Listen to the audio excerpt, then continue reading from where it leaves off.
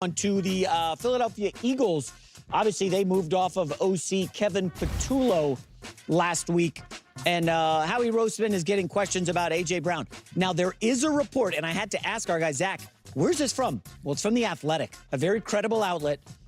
And they're assigning blame to Jalen Hurts, who has been a source of much internal frustration within the organization. Now, I told you during the summer, I had a great, not a good, a great source inside, very close, inside that building that said Jalen Hurts was not well liked. That a lot of guys thought he was, there's a little Russell Wilson thing here where he's not one of the guys. He's not wildly popular. I said this in August, and this source has been great. I mean, this has been an impeachable person for me that has not missed. He said, keep your eye on Hurts if they struggle.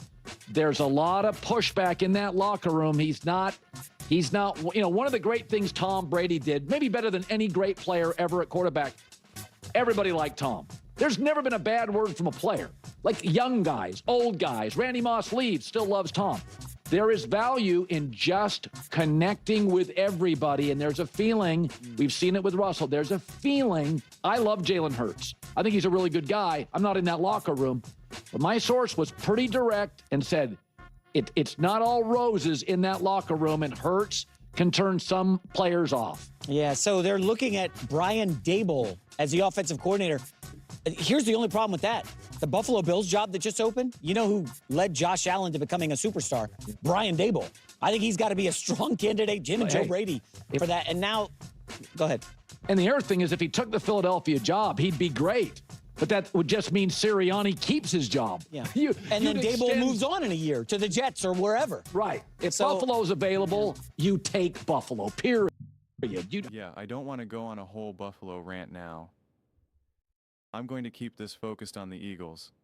Listen, it's just interesting with the conversations.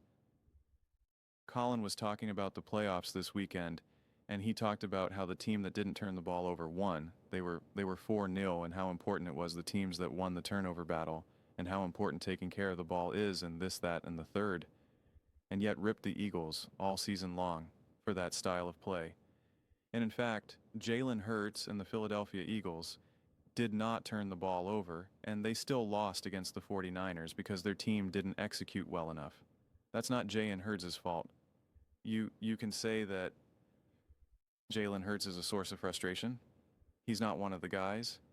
And say what Tom Brady does the best. Again, we're going to use Tom Brady the GOAT as a reference point. It's a little tough. It's a little tough. And I can see why Jalen Hurts rubs people the wrong way. I've talked about this before. I can see it. My personality is very different from Jalen Hurts, and I'm the type of person who can get along with everyone. Just naturally how I am, and it's how I was formerly trained as well, being a counselor, of being able to connect and understand and read other people at a deep emotional, like intimate level. It's just, it's also just, again, how I'm naturally wired. And so I can see how a Jalen Hurts just kind of rubs people the wrong way. But what people also have to understand is that Jalen Hurts is a grown-up, though. And that's also part of it. And I think Russell Wilson absolutely, undeniably did stuff that really rubbed people the wrong way. And he could have done better in it. And there is a little bit of a diva-type mentality. But also people rub the wrong way because he's also just a grown-up. I feel like one of the memes will be like growing up is realizing that Russ wasn't the problem or something. And again, he did some weird stuff where he wouldn't take calls. It's like, that's too much. Needing his own office and this. It's like, yeah, he crossed the line a couple times and I get it. And it's just kind of like, what are you doing? But then that's also used as extra fuel for the fire for any of this other stuff where you're just like, and he doesn't come out and party with us or what. And it's like but you could even see. So Devontae is a grown-up, and I'll use another Philly basketball player because I watched a game recently where he got interviewed, and he talked about how he's like, I just want to go eat some food, and I'm going to go hang out with my family, and I'm just, going to call it a night because I think he went back to his hometown or something. I'm not really sure. But they were asking him, what are you going to do? how was it? How was it, playing back home in home or whatever? And he's like, I'm not really about that life. He goes, I'm not going out or doing anything. He's like, I just want to eat and hang out with family and go to sleep. And I love that. I love that. It's the way how I live my life, honestly. And I love that. But that's not how everyone is. That's not how everyone is. For there's way more James Hardens and John Morants than there are Tyrese Maxes. And that's where it would be great to be able to try to stick the landing where you can still be pretty mature and grown up and not running around, but still have a way to connect with everyone, still be a little bit more lighthearted. But listen, Jalen Hurts is just a very serious person. I think that's really at the core of it. I talk about Jalen Hurts having ice in his veins, and it's awesome, and it shows up in the most important moments. Look around the league. Look what we saw out of Caleb Williams, Josh Allen, Matthew, great. Quarterbacks make really, really bad mistakes, really, really bad throws, really, really bad moments of football. I didn't see Jalen Hurts do that. And that matters. And that matters, but because the way he's wired, because of his personality, he just probably doesn't connect with other people as easily in that regard. And I'm telling you right now, because he's got such ice advance, because he's so stable, like he doesn't experience joy.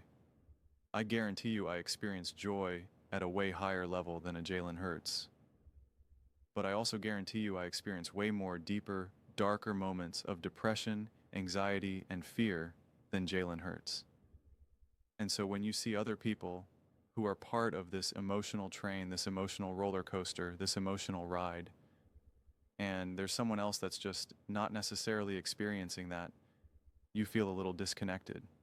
You know it. You know it.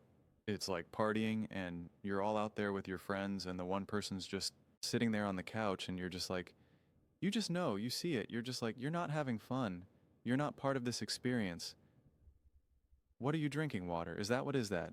A Pepsi? That a 7-Up? You just feel it. And so there's that always that kind of outside looking in. And so when you're not winning, that gets magnified. This wasn't magnified last year. Certainly magnified this year. And so, yeah, I'm who they get as a coach is so important because I've said this, and Lamar Jackson fans had a panic attack when I said this because I said, you need a coach that holds Lamar accountable like every coach holds every quarterback accountable. You need a coach who can command the room, who can command his players, who can look A.J. Brown in the eyes, who can look Jalen Hurts in the eyes and say, shut up, I'm talking. Eyes up here, you messed up here. You made a bad read, this was a bad throw, this was a drop, this was a bad route, whatever it you messed up. We got to be better.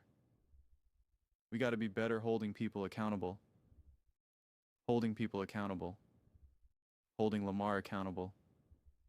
Holding Mahomes accountable. Holding Brady accountable. Holding Manning accountable. You need a coach that holds players accountable. There's never been an all-time great, an all-time legend. If you don't think Phil Jackson didn't hold Kobe or MJ accountable, you're delusional. You don't understand. You don't understand, Paul. If you don't think Bill Belichick held Tom Brady accountable, you're delusional. If you don't think Andy Reid holds Patrick Mahomes accountable, you're delusional. And the Eagles lack that right now. The Eagles absolutely, undeniably lack that. They absolutely do. When you look around the league and you see how all these other teams play, you could see how much intensity and connectedness they brought into their games, whether it was the Green Bay Packers, who obviously lost, whether it was the Carolina Panthers, who obviously lost, let alone the teams that won, the Seahawks, Rams, again, just go through it. You can see it. Even the Texans who lost, who their quarterback could not stop turning the ball over. You could see the level of intensity the defense brought and how desperately they were doing everything they could to keep them in that game. The Eagles never showed that connection. You're not going to tell me that's all because of Jalen Hurts, man. You're not going to tell me that's all because of Jalen Hurts. You're just not. You're just not. Look at what the Seahawks did to the 49ers. They demolished them. The difference wasn't Sam Darnold and Jalen Hurts. It was not. Their defense played better. Their special teams played better. Their offense played better. And again, it wasn't because Sam D, I would love to do a victory lap and be like, Sam Darnold, baby, I told y'all, Sam Darnold's the truth. I can't do that in that game. The guy threw the ball like 12 times. He had to do anything. It was like the easiest day for him. I'd love to be able to do a victory. I'd be like, I told you Sam Donald's not turning pumpkin. I can't do it. I can't do it. But I can tell you that Seahawks team is playing way better than the Philadelphia Eagles team. And you look at all the individual players, the individual key players, you can see their elevation. You could see how much they care. You could see how much they're ready. Look around the league. Did A.J. Brown bring any of the energy that I saw Puka bring? Jackson Smith and Jigba bring? Christian McCaffrey bring? I mean, I didn't see it. I didn't see it. You see the energy that Diggs brought, that Booty brought. Booty Bowdy. Everyone's saying his name differently these days at this point. I don't even know how to say his name. I didn't see it. I didn't see it ever. I didn't see it for a second. Not once. That is more coaching. That is more holding players accountable. Building the right culture. It is not, well, there's so much internal frustration with Jalen Hurts. Oh, is there? Oh, is there? That's why you couldn't run the ball? Really? That's why you refused to use Tank B's bye? Really? That's why A.J. Brown is dropping balls in the playoffs? Really? That's why Kevin Patullo, seemingly the only person he knows how to get going in an offense, is Dallas Goedert, a tight end who, even though that's clearly his strength, they refuse to rely on that and lean on that like any other great team would have done. Jalen Hurts is why Nick Sirianni's yelling at A.J. Brown on the sideline. I didn't see any other coaches do it. I didn't see Sean McVay do it. I didn't see Andy Reid do it in the Super Bowl with Kelsey who slams into him. I didn't see Shanahan do it. I didn't see Vell do it. I didn't see McDonald do it. I didn't see Sean Payton do it. I saw Sean Payton do it to Russell Wilson, and he kicked Russell Wilson off the team and then immediately got his team in the AFC Championship game. And maybe Sirianni is actually correct in that moment. Maybe he's trying to hold A.J. Brown accountable. And maybe actually Sirianni is more right than A.J. or not, or the culture is broken. There's no way to know. Sean Payton proved to be correct in that moment. People were like, how dare he have that moment with Russ? And it's like he was trying to hold him accountable. It didn't work. Send him back in within 2 years. AFC Championship game. First playoff win in 10 years for the Broncos. Number 1 seed. It's accountability. Jalen Hurts needs to be a better quarterback. Probably needs to be a better leader. But what you're not going to do is look at this season. Look at a picture of Jalen Hurts. Get your red marker.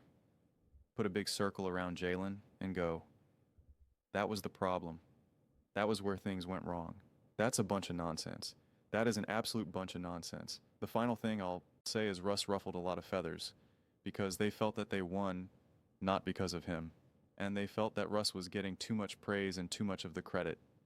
Nobody's giving Jalen Hurts too much credit. Nobody. Nobody. There is nobody in the media there. Nobody in the masses. It is not happening there. There's no way that Cooper Dean and Devontae and C, that they're all like, man, Jalen Hurts is getting too much credit for our success. That's not happening. That's not happening. But look at all the great coaches in the playoffs. Look at all the great moments that they rose to the occasion. The Eagles didn't have it this year. They didn't have the culture. They didn't have the intensity. They didn't have the intentionality. They didn't have the connection, both offense and defense. They made the mistakes. They simply were not good enough. And you can hyper-focus on Jalen Hurts and the internal frustration with him. If you think that's why all of this went down, how it went down, I don't know, man. I don't know. Those are just my thoughts. I'd absolutely love to hear yours. What do you guys all think about the internal frustration within the Philadelphia Eagles and Jalen Hurts? Let me know your thoughts in the comments below. I read every single comment. It's whether you agree with me or disagree with me. Either way, let's get in some discussions. Let's get into some fights, but ultimately let's just have some fun. And please do consider subscribing. We are building an amazing community here, and I absolutely love to see you part of it. I want to build something that we all generally feel connected to, something that we're really excited to be part of. I think we're well on our way to doing it. Please don't forget to give this video a thumbs up, as it really does help the visibility and the algorithm. Thank you so much. See you next time.